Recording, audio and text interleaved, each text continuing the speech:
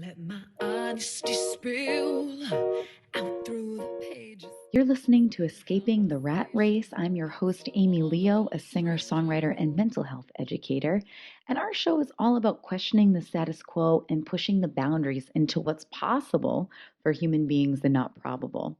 So tune in and get ready to escape the rat race, not only the monotonous 9 to 5 work grind, but also that incessant internal mental chatter that prevents most of us humans from experiencing more joy, peace, clarity, and freedom. On today's show, we're speaking with clinical psychologist and 3 principles coach, Dr. Nicole Beasley.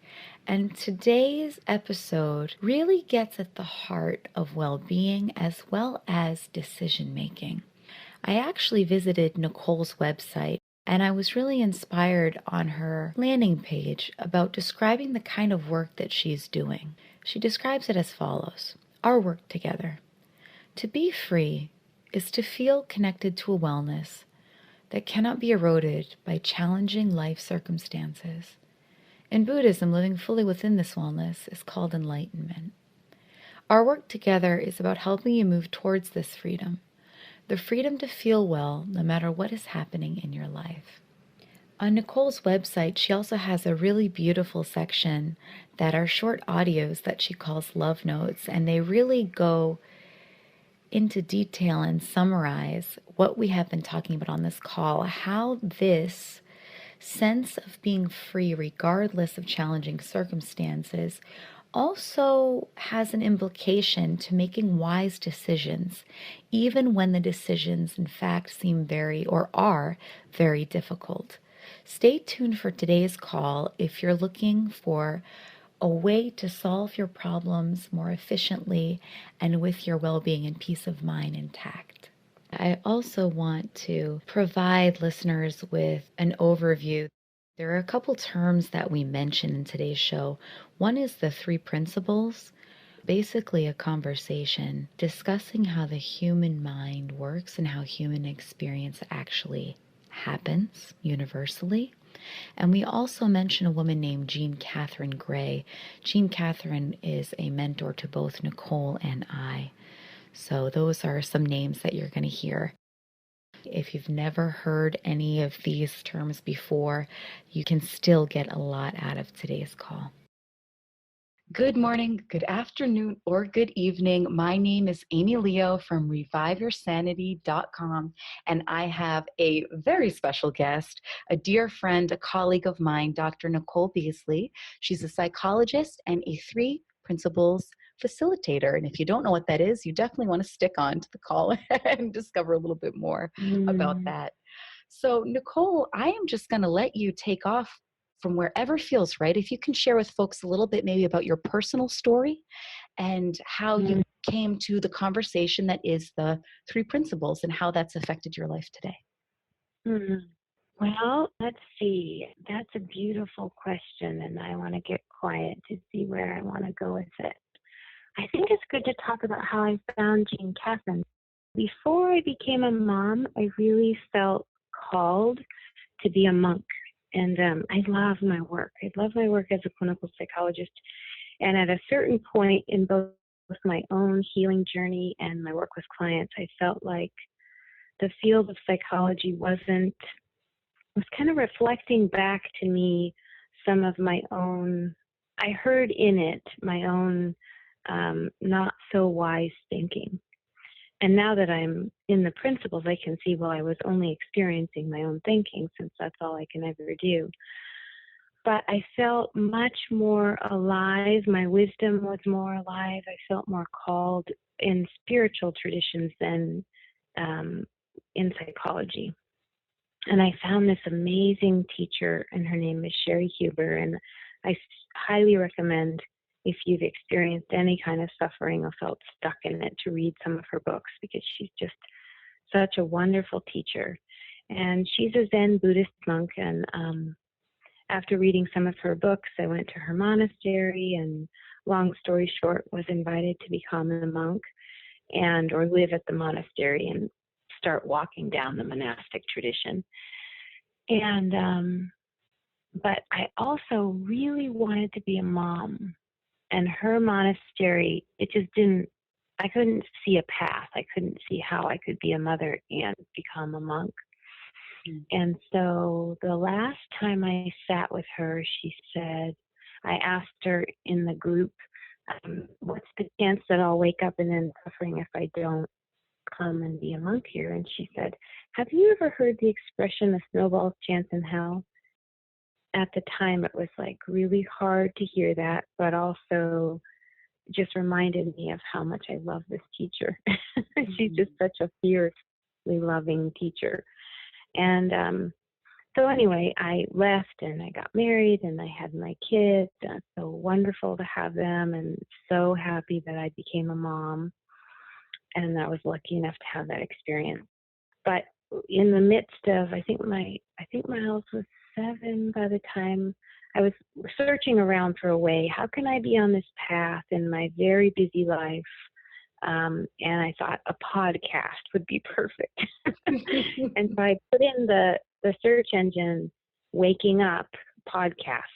And I found Jean's podcast. And I would think it was maybe 3 or 4 months of listening to her before I contacted her and then signed up to be one of her apprentices. And so that's how I stumbled on the 3 principles. Oh, that's beautiful. I laugh because I had a similar experience where it was not something I was conceiving with my intellect. It wasn't something I was planning. It wasn't in my business plan. Find Jean Catherine Gray, learn about a conversation that's going on around the world called 3 Principles. This is what you've been looking for since you were first interested in psychology a decade ago. I just think it's beautiful. And I know you've had a lot of changes circumstantially come up, and you've made some decisions lately. And I wonder if you can speak to decision making and how that relates to wisdom and the options that we have, whether it's making, again, decisions from spirit, from wisdom, from soul, versus decisions that are from the brain, from thought, personal thinking, things like that. That is a really beautiful direction to look in. And so in my journey, learning the principles has been very challenging for me. But the area that's been super easy is the wisdom direction. So before coming to the principles, I worked with a spiritual director for a year, went on a vision quest.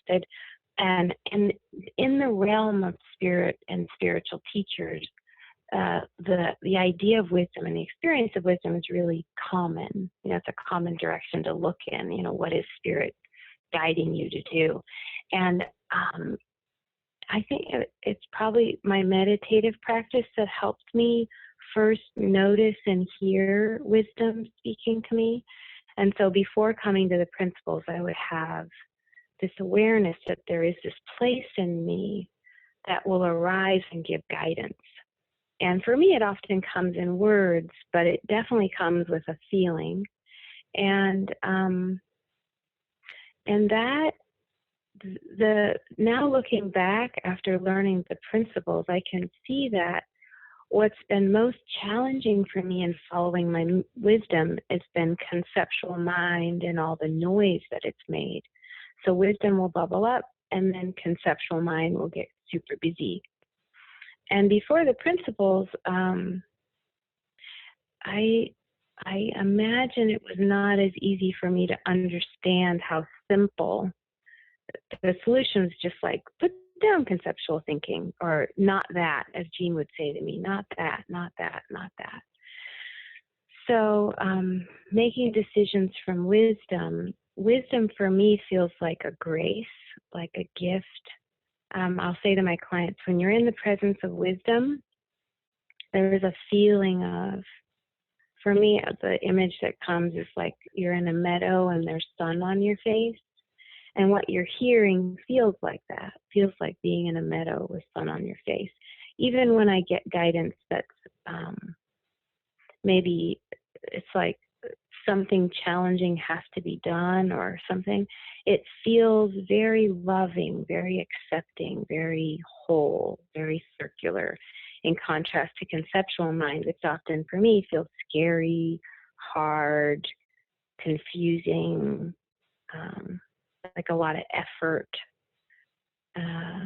So I'm not sure if I'm answering your question directly, but I think it's a great way to go, and I would love if you could share with listeners who maybe have never kind of had a conversation like you and I are having. How would you describe what is the conceptual mind? How would you describe that, Nicole? the conceptual mind. So I had a really beautiful session with Dick and Bettinger yesterday, and he was talking to me because my journey is, I love my work, and I see myself as a client, as in, like, to me, we're all in this together, and my mind has been a hard place to live in. And so when clients come to me, I often feel like, oh, I understand. I have a deep resonance with their experience of, like, I know what you mean. I know how hard it can be in there. And so conceptual mind, I was talking to Dickon about how hard it's been for me to really get. As an idea, it's very simple for me, the principle of thought. But as an experience, as an alive remembering,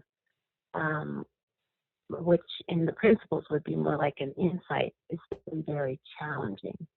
And so he was saying to me, Nick, falling out of your conceptual mind is falling away from the judge, falling away from the lens that looks at the world, and it's like has all this thinking about it instead of just the direct experience of it. Is that making sense, or is it too abstract? Yeah, it does make sense. For me, the visual when you're speaking, Nicole, comes up is I imagine like a little baby coming into the world, right? And there's no glasses on. But as we continue to grow and adapt to our world, I think of a toddler then putting like 3 or 4 sets of glasses, different colors, different textures.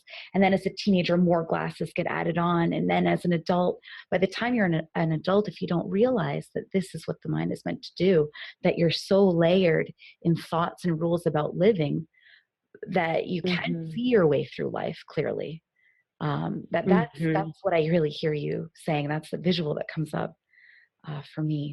Yeah, that's really beautiful. So all of those layers in the Buddhist tradition that I was in before I stopped practicing, that would be called conditioned mind.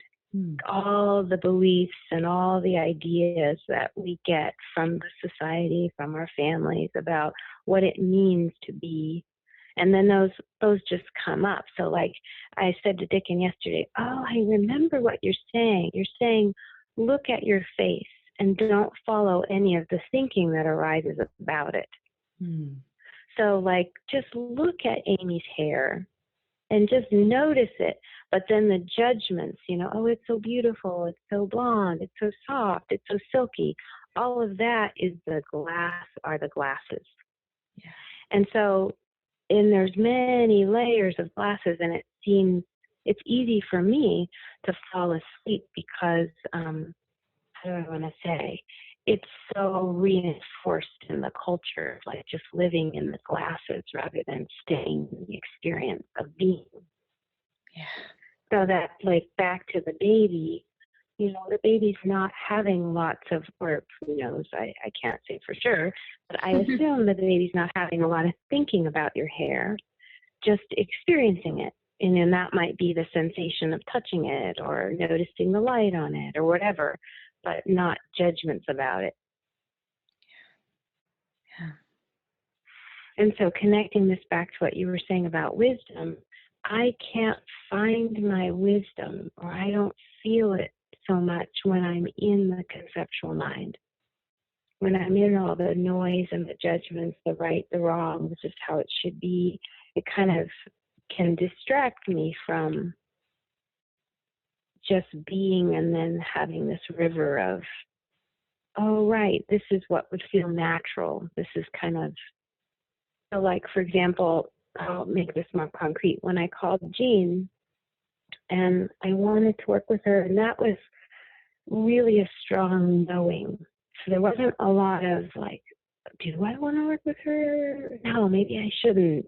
There wasn't a lot of thinking about it. It was just a very alive yes. And then the conceptual mind got busy about the cost of it. Yes. Yeah. And there was a lot of noise about money and how I was going to make that work or whatever. But there was like, and so for me, that's kind of the difference. Like wisdom comes with a strong feeling, and it's just like what I would call a knowing, and it's not really chattery or sharp or sticky. How does that sound to you? It makes me want to ask this question, Nicole. What has been the biggest thing that you have learned since working with Jean? Is there anything that sticks out? Mm-hmm. The biggest lesson of being Yeah. human, maybe? Mm-hmm. Yeah, so you're saying, like, what have I learned the most from working with Jean? Well, I'll point us in the direction of what Spirit is trying to help me learn the most. That is still hard for me to see.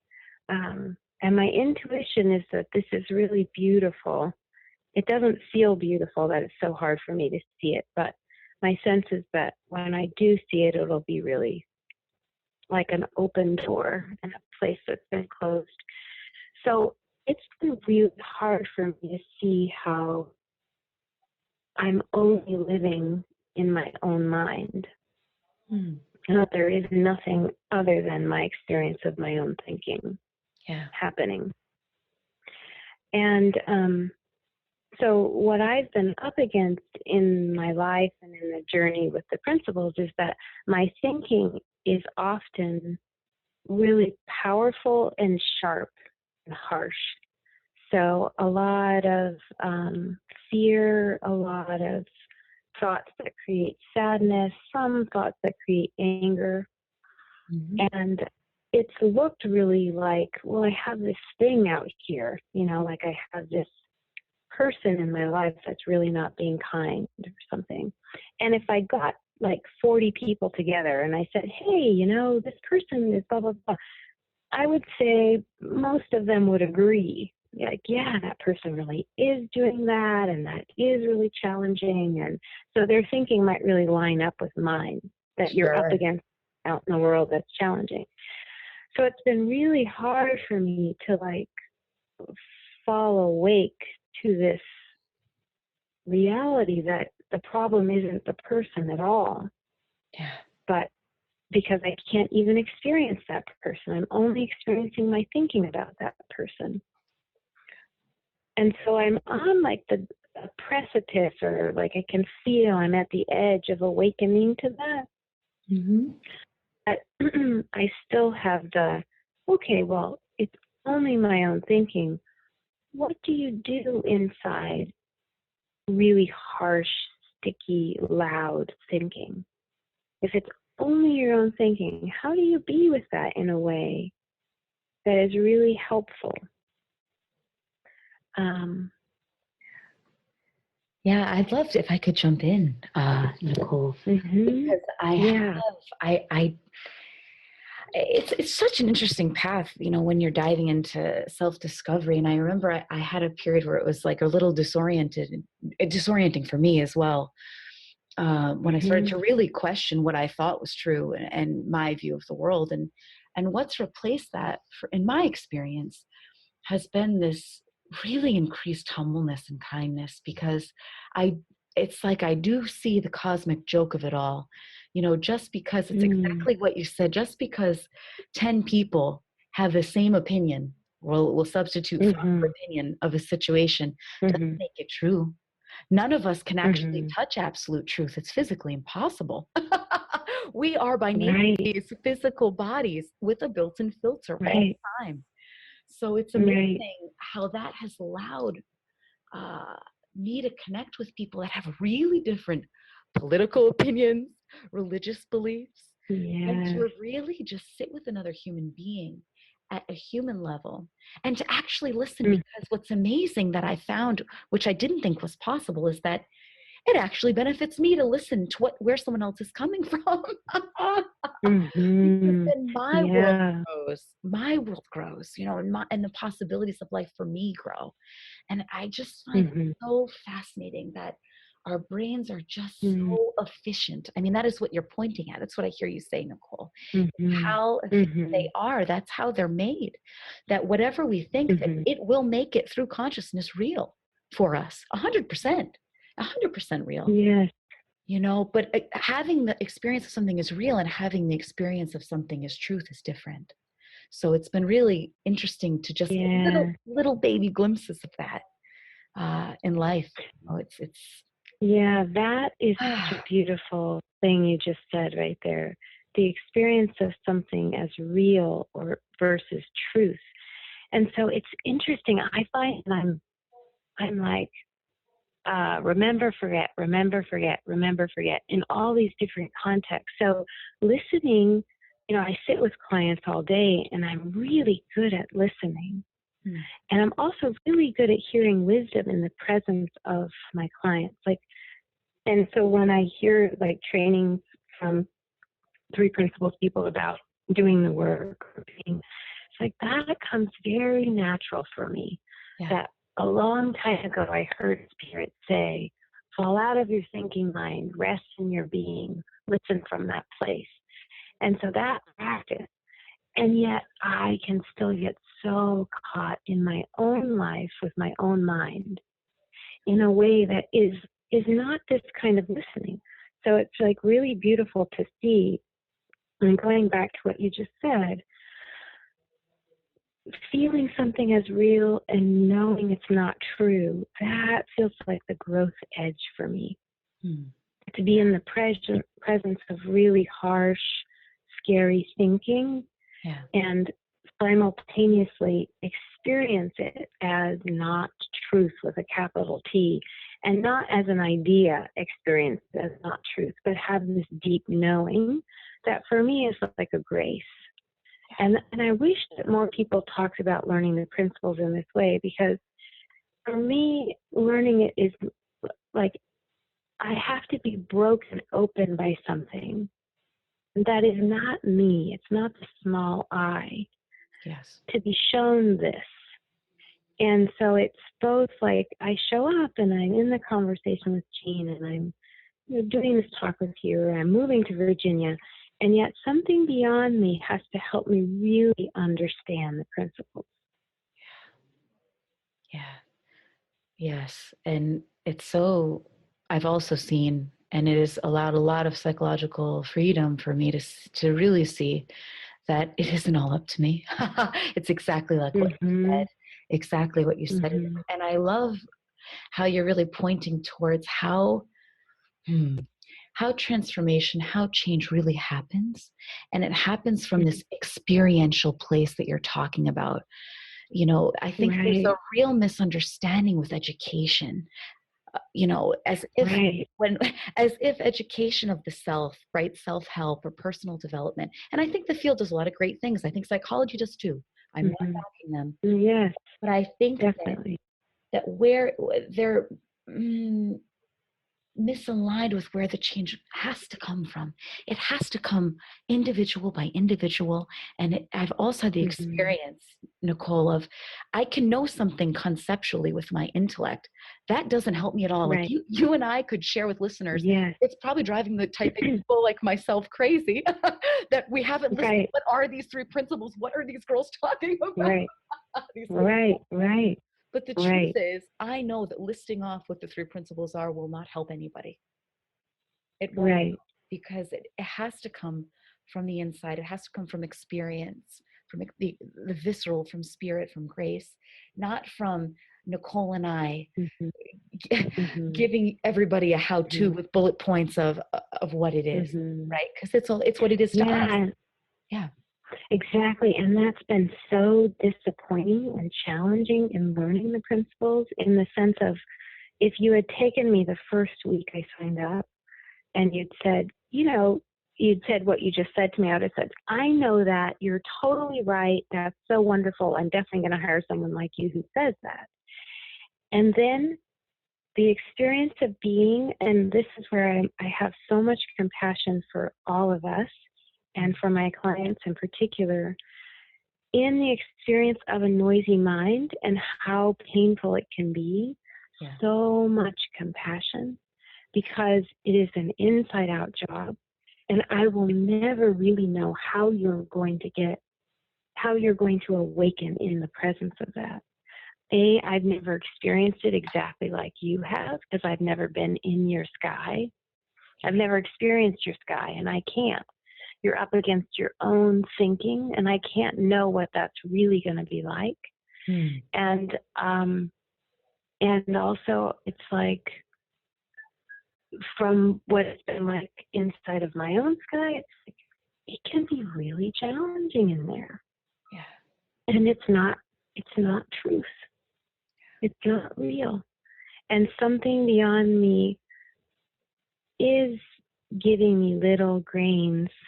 This is why I love this about the spiritual tradition path that I've been walking on in the past. It's like, I never misunderstood. Well, that's not true. I did misunderstand that. I hoped that the number of hours I meditated would lead to awakening. Like, there is some misunderstanding that effort, which is really the conceptual mind, can do it. Yes. Yeah. And it just doesn't work that way. And so what I've been super interested in looking at, and I would love to know what you think about this, Amy, is then what is it that we do since we can effort towards? It's not something we can make happen. And yet we do show up in some way. There is something that we bring to the table that is helpful, either as a coach and, even more importantly to me, as a person, awakening to the principles. Yeah, I feel like you're reading my mind, Nicole. I was just thinking of the difference now between how I sit with a client as a 3 principles facilitator versus how I used to sit with a client under the social work paradigm, because I used to work as a social worker. And for me, it's just gotten way more simpler in the sense of, okay, I know that I cannot, I mean, it's kind of arrogant to think I ever could, to be honest, but I'm human, so it happens. Kind of arrogant to think that there's anything I could ever do in the sense of, I can't get into someone's brain chemistry. I can't do that. So what I've seen really beautifully and simply is that my only job is to be as authentic as I can in the moment and to love another human being, and not love as a concept. Love as truth. Right. I would call it love as truth. Yes. For me, I had a great experience when I first learned about the principles, because it was a small group. And there's something nice about a group, because as you've alluded to, Nicole, sometimes it's hard to see inside, but it's really easy to pick it out in other people. So you could hear people start to rev themselves up and dive into their conceptual thinking and really believe that that's where the solution lies. But when it doesn't, for me, it just doesn't. Dick, and I think is really beautiful in that he always points to the fact that if something's already been created, it can't cause more creation, right? So we're looking in the wrong direction when we're stuck in analytics. And it's just so much. That is such a beautiful thing you just said. It's such a beautiful thing you just said, like, right, nothing that's already in form can create a new form. And so it was so wonderful and wise. Like, oh, I always look, that was what I heard you say, I always look in the direction of the formless.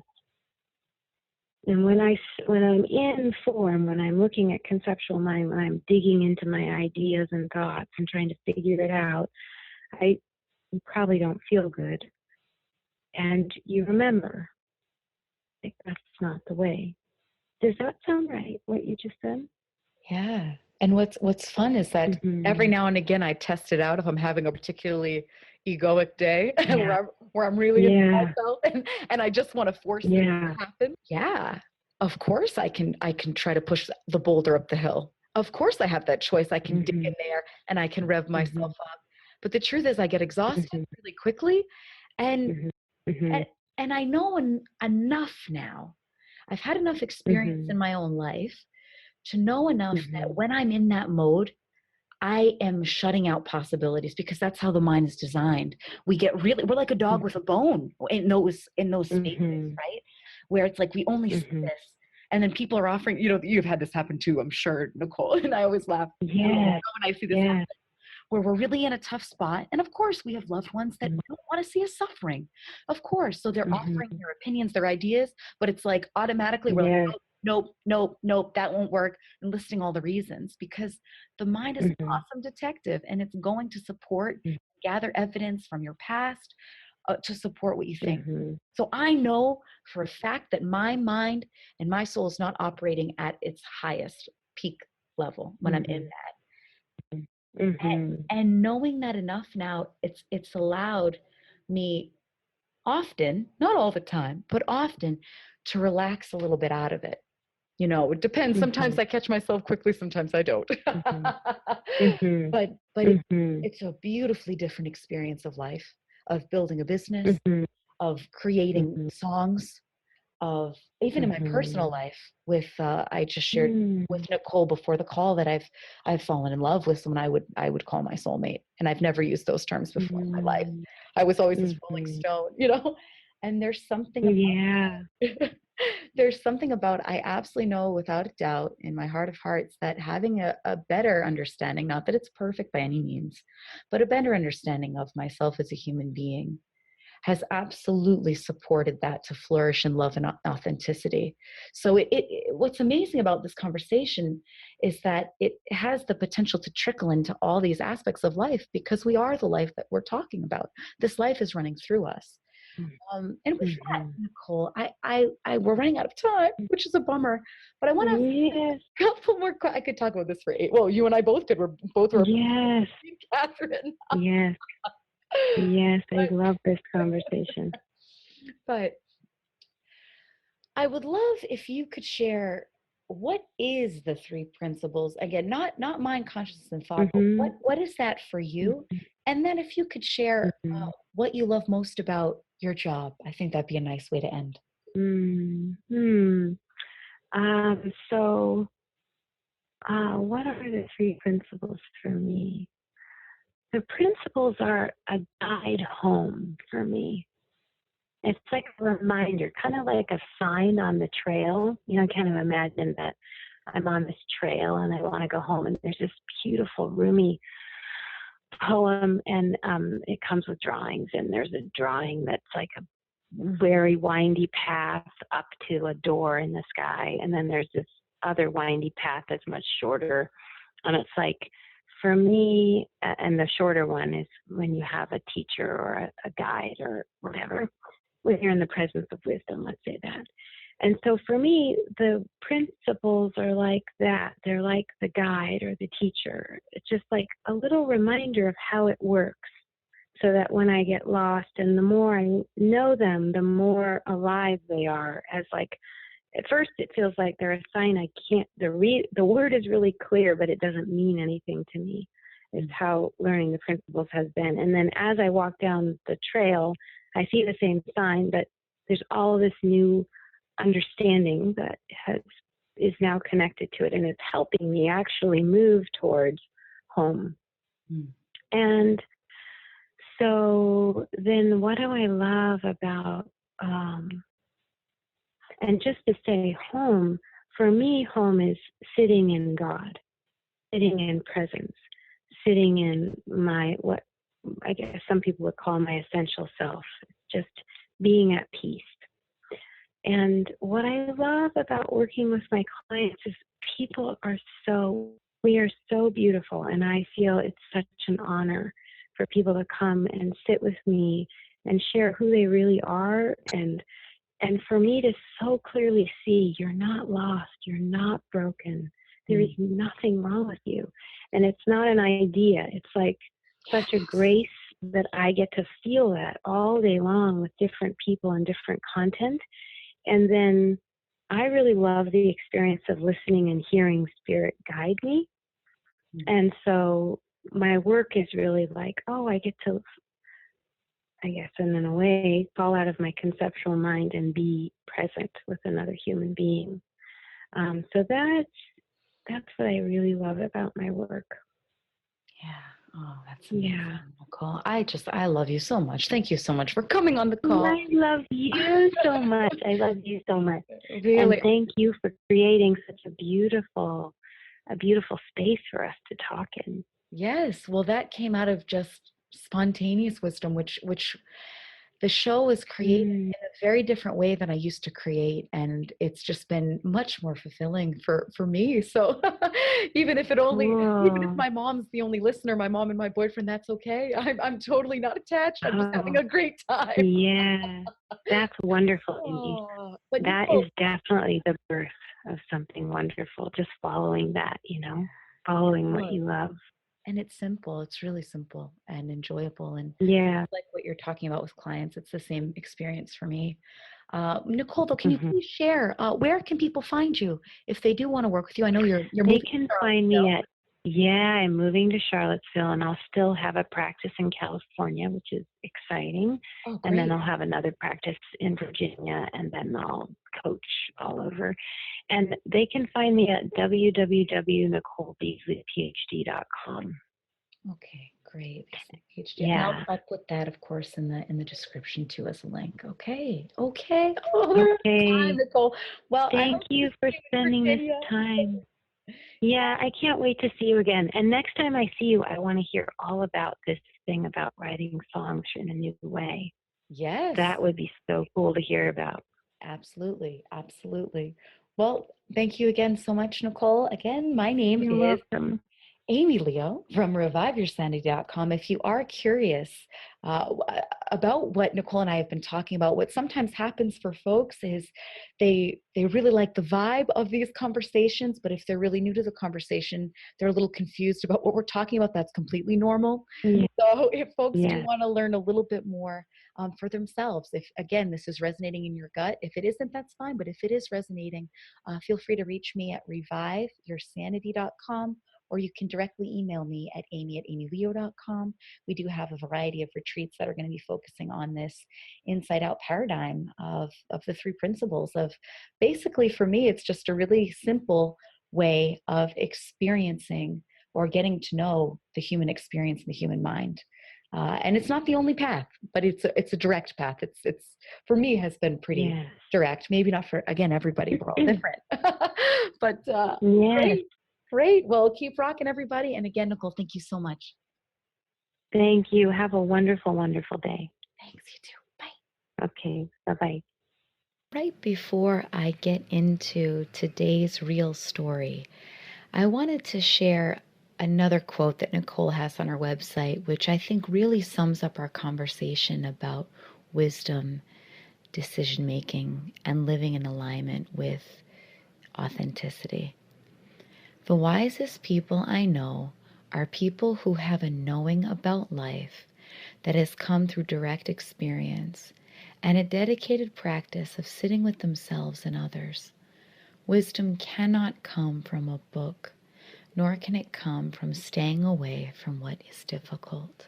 Today's real story certainly is something that is common for so many people around the world. And that is dealing with cancer and cancer diagnoses. A woman fully recovered from stage 4 cancer after slipping into a coma. Some of you may have heard of this woman, some of you may have not. Her name is Anita Morajani, and she actually wrote a book about her experience called Dying to Be Me, and we'll put that in the footnotes. It is a truly touching story that begins with Anita sharing about her multicultural upbringing and her struggle to just be herself that lasted throughout her adulthood. She also shares what she saw that supported her in experiencing a full recovery and remission. Anita is actually completely healthy today and is giving talks all around the world. You can find out more information again by looking up the book Dying to Be Me by Anita Moorjani or going to anitamoorjani.com. Once again, as a disclaimer, me and my team at Revive Your Sanity, we're interested in what's possible for human beings and not probable. We refuse to believe that it's just the way it is. We recognize and truly believe that there is no right path for every person. So if you came across a human being in your life who did have cancer that didn't recover, we're not saying that this is the right way or that Anita Moorjani's story is special. This is just to show the possibilities. This information is also not intended as medical advice. We know each of us are on our own journey, and we deeply respect yours. If you want to get connected with our community of cooperation and collaboration instead of competition, if you're interested in challenging the status quo and questioning what you think you know, of taking a deep dive into self-discovery, talking more about what Nicole and I were talking about today, living from wisdom, you can head on over to reviveyoursanity.com. Again, that address is reviveyoursanity.com. We have a variety of events going on. There's also some blog posts and resources there in the mental health capacity. You can always reach out to me individually. My name is Amy Leo.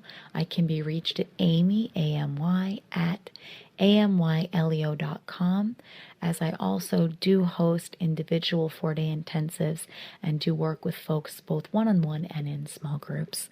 If you could help spread the word about our community and about this message of hope and possibilities, we would so deeply appreciate that. You can subscribe either on iTunes or YouTube by typing in the search engine Escaping the Rat Race with Amy Leo. Subscribe right there, and feel free to, of course, share this podcast with your friends if you found it particularly useful and know someone that could also find this useful, someone that's maybe struggling with a big decision. Until next time, rock and roll.